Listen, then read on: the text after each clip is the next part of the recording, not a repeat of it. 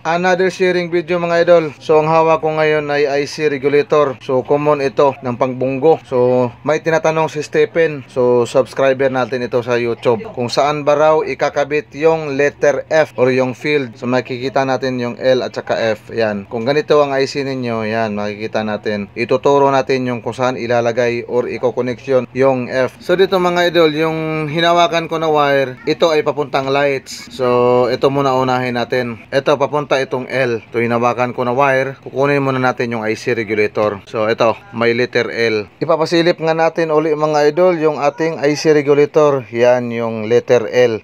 Dito natin yan iko-connection. So pag makita natin itong may nakausli na wire yan, so ibig sabihin exciter yan ng triodiode. Yon, papunta ito ng tatlong diode. Sa rectifier mga idol, meron tayong tatlong negative at meron tayong tatlong positive. So itong tinuturo ko, ito ang triodiode, exciter diode. Ito papunta ito rito. Ito sa may nakausli na isang wire. At dito naman ngayon sisilipin natin uli yung kabila naman. So makikita natin yung L, okay na.